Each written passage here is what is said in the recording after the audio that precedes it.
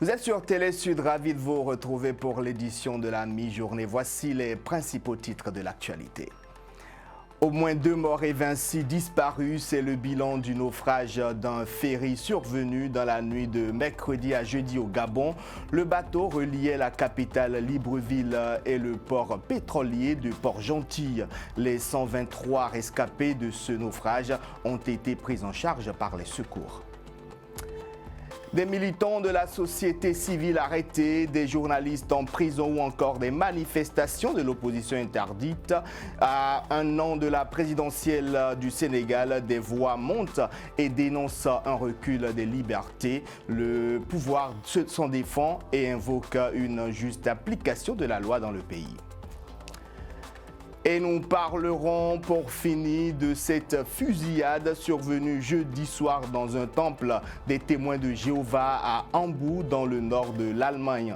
Parmi les 8 personnes mortes dans ce drame, le probable auteur de la fusillade qui serait aussi un ancien membre de ce mouvement religieux selon les polices. Je vous le disais en titre, au Gabon, un ferry qui transportait 151 personnes, passagers et équipages y compris, a fait naufrage jeudi soir au large de la capitale gabonaise Libreville.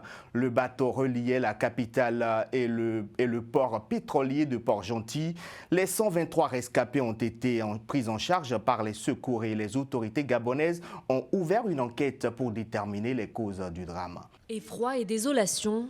Au lendemain du naufrage d'un ferry transportant 151 passagers au large du Gabon, l'heure est toujours à la recherche des disparus. Un nouveau bilan fait état de 2 morts et 26 disparus. Pour les 121 personnes secourues, dont l'équipage, elles sont arrivées à Libreville, où des rescapés ont donné le récit des minutes qui ont précédé le drame. Il y avait un ordre donné par le commandant que tout le monde devait se mettre à notre côté pour redresser le bateau.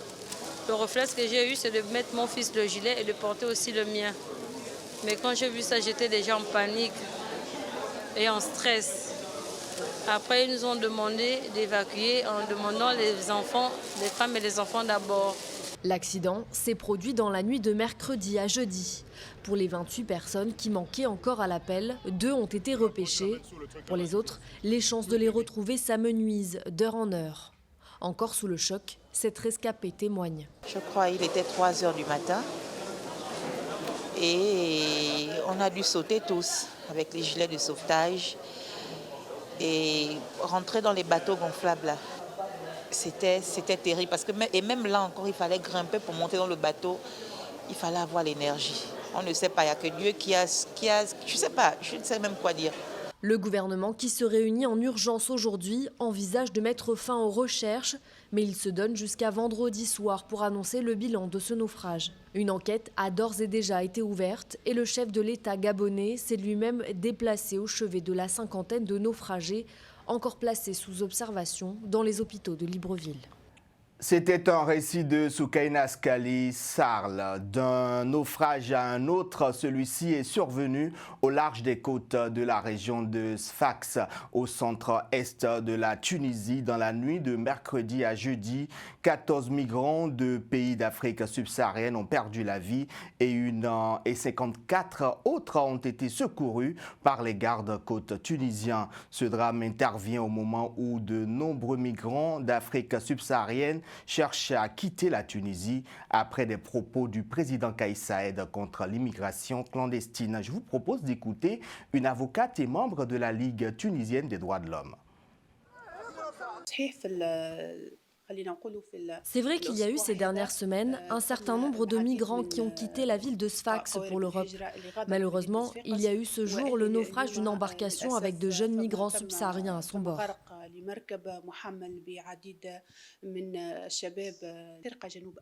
Quand les subsahariens sont venus en Tunisie, c'était en raison de la situation économique et sociale qu'ils subissaient dans leur pays. Leur principal objectif est la traversée vers l'Europe, comme nos jeunes Tunisiens qui rêvent d'une vie meilleure. L'ancien Premier ministre sénégalais Cheikh Hadjibou Soumaré a été placé en garde à vue après avoir été entendu hier jeudi par les enquêteurs du commissariat central de Dakar. Cela fait suite à une lettre ouverte dans laquelle il interrogeait notamment le chef de l'État sur un éventuel don de plus de 7 milliards de francs CFA à Marine Le Pen. En début de semaine, le gouvernement sénégalais avait dans un communiqué rejeté les allégations qualifiées de lâches et sans fondement, ayant pour but de jeter du discrédit sur le chef de l'État sénégalais Macky Sall.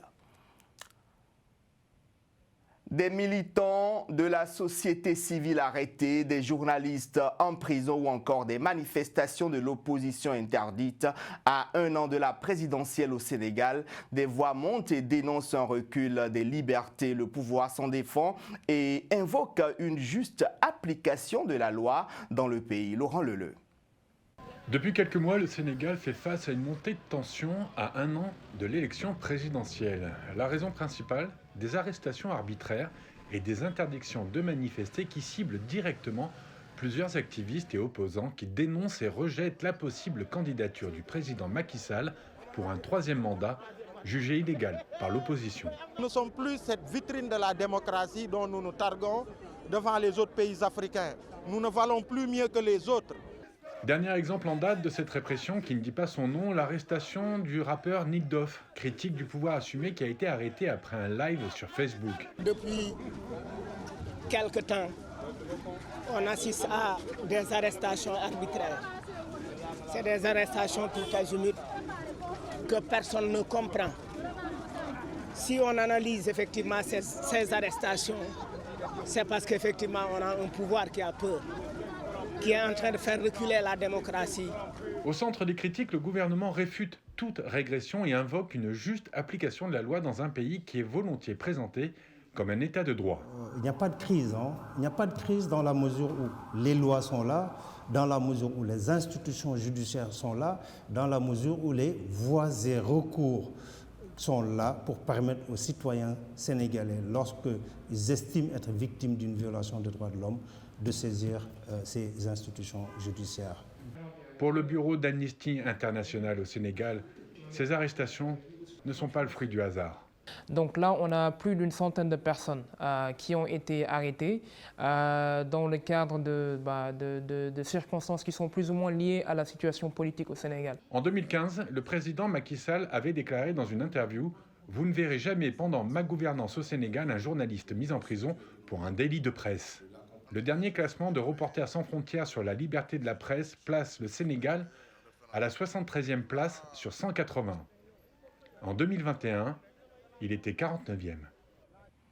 Au Nigeria, la justice a ordonné le report de l'élection des gouverneurs et des députés locaux après des accusations de fraude massive à la suite de la présidentielle du 25 février. Le scrutin initialement prévu pour le 11 mars se déroulera le samedi 18 mars. Une décision nécessaire pour achever la reconfiguration des machines utilisées lors de la présidentielle selon la commission électorale. Mathieu Nicolas pour plus de détails. Quand un problème de machine vient chambouler le calendrier électoral nigérian. Quelques jours après les élections présidentielles nigérianes, les nombreux retards et problèmes techniques pendant le scrutin ont provoqué la méfiance d'une partie de l'opinion. L'opposition, qui conteste toujours les résultats, demandait une enquête sur les machines. Elle avait saisi la justice. Elle a finalement été déboutée. Mais la réponse tardive de la justice nigériane a contraint la commission électorale indépendante, l'INEC, à décider de repousser d'1 semaine les élections des gouverneurs et députés locaux, initialement prévues samedi. La commission a pris la décision difficile mais nécessaire de reporter les élections au poste de gouverneur et à l'Assemblée d'État qui auront désormais lieu le samedi 18 mars 2023. Cette décision n'a pas été prise à la légère. Utilisées au plan national pour la première fois la semaine dernière, les machines BVAS font beaucoup parler d'elles. Ce système était censé transmettre électroniquement de manière fiable les résultats du scrutin, mais l'expérience a tourné presque au fiasco. Retard, problèmes techniques, l'INEC souhaite avoir suffisamment de temps pour sauvegarder les données de la présidentielle contestée. stockés sur les BVAS avant de démarrer une nouvelle élection. Il est nécessaire de s'assurer qu'il y a suffisamment de temps pour sauvegarder les données stockées sur les plus de 176 000 machines BVA des élections présidentielles et de l'Assemblée nationale du 25 février 2023, puis de les reconfigurer pour les élections des gouverneurs et de l'Assemblée d'État. Pour certains électeurs et partis d'opposition, les défaillances techniques ont permis la manipulation des voix lors du scrutin présidentiel. D'ici le 18 mars, nouvelle date pour l'élection des gouverneurs, les 176 000 machines d'accréditation électorale qui seront utilisées seront réinitialisées. Au Maroc, des femmes en venue du monde entier se sont réunies de mardi à mercredi pour un forum mondial sur la paix dans la ville d'Essaouira. Cette rencontre s'est achevée par une marche pour la paix marquée par la participation de militantes et d'activistes venus des 4 coins du monde. Je vous propose d'écouter une des participantes à ce forum. Et donc on s'est dit qu'il y avait une réelle urgence à créer ce front de femmes, ce front international de solidarité de femmes qui doivent ensemble, malgré le fait qu'elles vivent toutes des réalités différentes, entre les femmes palestiniennes et israéliennes qui vivent un conflit, les femmes iraniennes qui luttent pour la liberté, c'est évidemment des histoires qui sont très différentes, mais il y a ce commun de femmes, cet ancrage dans la vie, ce désir de vie qui nous rassemble aujourd'hui, et c'est ça qu'on a envie de lancer à travers ce cri du cœur de ces femmes à Essaouira. En RCA, la première dame Brigitte Touadéra a rehaussé de sa présence la foire nationale organisée au siège de l'Organisation des femmes centrafricaines à Bangui. Une foire axée sur l'importance des nouvelles technologies à travers la digitalisation inclusive. Roland Jean-Paul Chibenda. Les femmes centrafricaines étaient venues nombreuses exposer leurs œuvres dans différents domaines, agricoles, artistiques et bien d'autres. Une occasion qui a permis à la première dame de Centrafrique d'inviter les femmes à s'impliquer davantage dans le processus de digitalisation en cours en République centrafricaine, au-delà des préjugés d'ordre traditionnel qui constituent un blocage parmi tant d'autres par rapport à la promotion de la femme centrafricaine. À l'heure de la digitalisation, il est inacceptable que les 70% de la force économique de notre pays que constituent les femmes soient encore victimes de différenciation sociale en termes de rôle et statut, de représentation ou encore de partage de la richesse nationale. La première dame de Centrafrique a alors appelé les femmes à se mettre véritablement au pas des nouvelles technologies pour beaucoup plus de rentabilité dans leurs affaires respectives. La célébration de cette journée internationale qui nous est dédiée devra être pour chacune d'entre nous une opportunité à saisir afin d'avancer dans la matérialisation de nos rêves et de notre quête légitime de paix, de bien-être et de développement. Certaines femmes centrafricaines présentes à cette foire ont donné leur avis sur la question. Tout ça là, c'est une journée de réflexion. Mais aujourd'hui, je suis en train de me rendre compte que les femmes pensent que c'est dans les pagnes, c'est dans la fête de manger, de boire, tout ça là. Certes, on doit manger, on doit boire, mais c'est une journée de réflexion pour voir qu'est-ce qui a avancé, qu'est-ce qui n'a pas avancé dans la situation des femmes. La mondialisation, au fait, c'est que la femme puisse profiter de tout ce qu'est la nouvelle technologie pour lui permettre de s'émanciper, d'alléger la pénibilité du travail et de pouvoir s'épanouir un peu partout. Après la visite de la première dame des différents stands, les manifestations se sont poursuivies dans une ambiance beaucoup plus festive dans les bars dancing de la place jusque tard dans la soirée. Le reste de l'actualité à présent, préparé par Souilas Bahi et monté par Ahmed Chignou. En Côte d'Ivoire, une trentaine de militants du parti de l'ex-président Laurent Gbagbo ont été condamnés à des peines de 2 ans de prison ferme pour trouble à l'ordre public lors d'une manifestation ayant eu lieu fin février à Abidjan. Ces militants de l'opposition avaient été arrêtés alors qu'ils manifestaient leur soutien au secrétaire général du Parti des peuples africains, Damana Picasse, convoqué par un juge d'instruction pour son rôle présumé dans l'attaque d'une caserne à Abidjan en 2021. La semaine dernière, le porte-parole du parti avait accusé le pouvoir d'instrumentaliser la justice à des fins politiques après ces arrestations. 11 soldats et 112 terroristes ont été tués ces derniers jours lors de plusieurs opérations anti-djihadistes menées par les autorités au Burkina Faso, selon un communiqué de l'état-major des armées. Le pays a été la cible de nombreuses attaques meurtrières au cours des dernières semaines.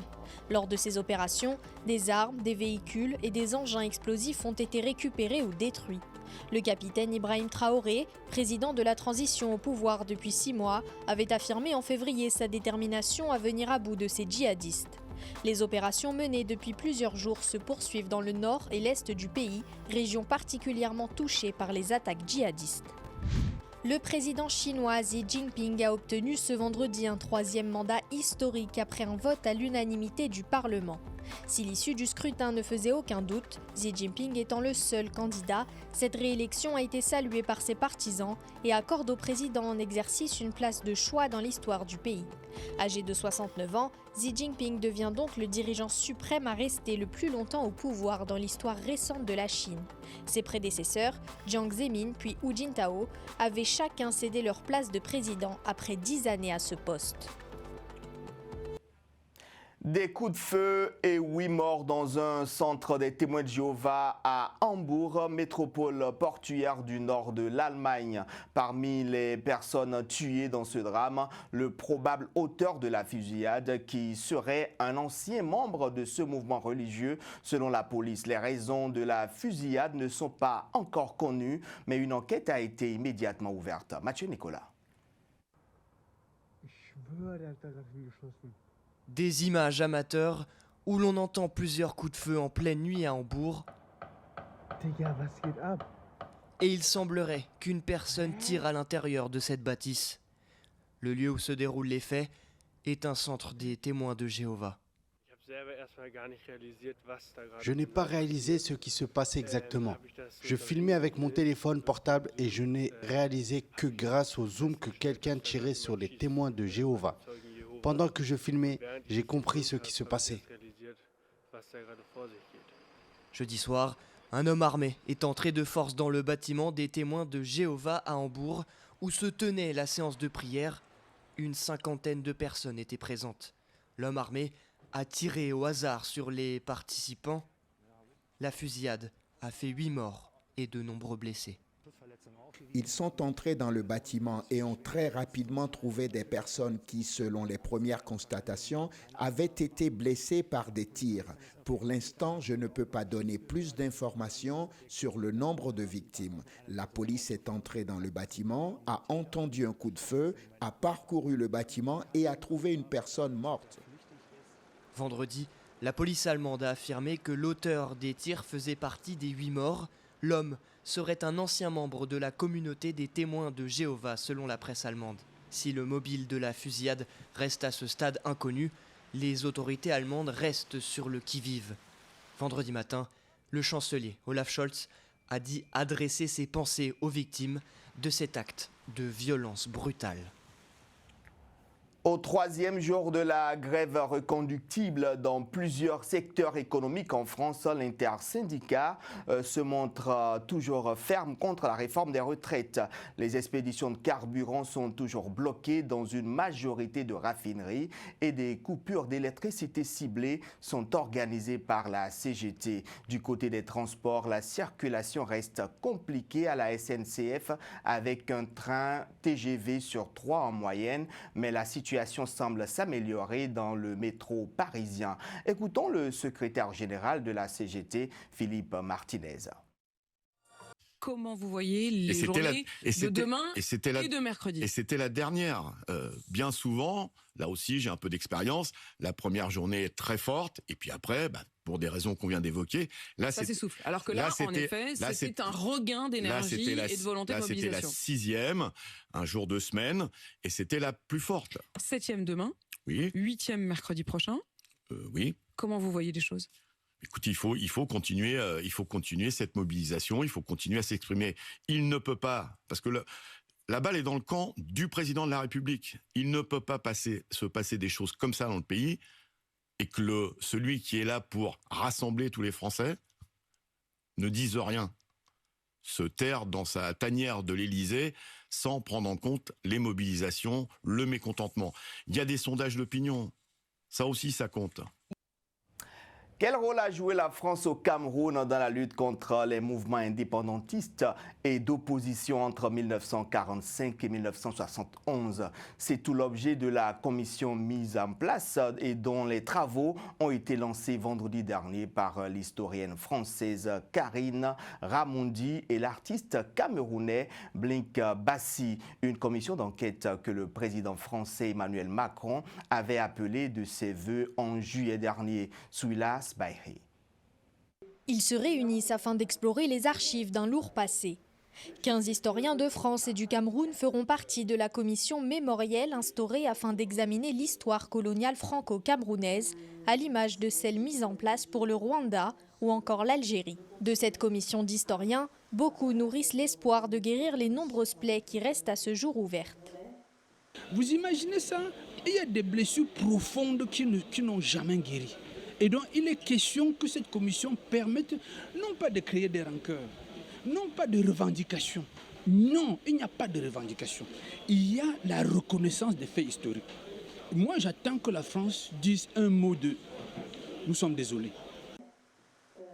Si la mise en place de la commission a été saluée, elle a aussi essuyé quelques critiques quant à son intérêt et à son efficacité afin de résoudre la question mémorielle. Certains ont choisi de ne plus en faire partie après avoir accepté en premier lieu un revirement que Karine Ramondi, coprésidente de la commission, déplore. Il y a des historiens, je l'ai dit, qui sont très brillants. On fera beaucoup de déçus parce qu'on n'a que 14 places. Hein. C'est les sélectionnés, pour prendre une métaphore du football. Certains avaient la chance de pouvoir travailler dans cette commission. Ils ont choisi au contraire de ne pas, de plutôt la décrier alors qu'ils avaient donné leur accord de principe. Écoutez, c'est leur choix. Je le déplore. L'un des enjeux de la commission sera de mettre en lumière les événements ayant eu lieu durant la période coloniale et la guerre d'indépendance afin de pouvoir l'enseigner dans les écoles. La commission doit rendre ses travaux à la fin de l'année 2024. Nous sommes à la fin de cette édition du journal sur Télé Sud. Merci de nous avoir suivis. Je vous souhaite un très bon après-midi en compagnie des programmes de Télé Sud. Retrouvez ce soir Soukaina Scali, salle pour la grande édition du soir. Au revoir.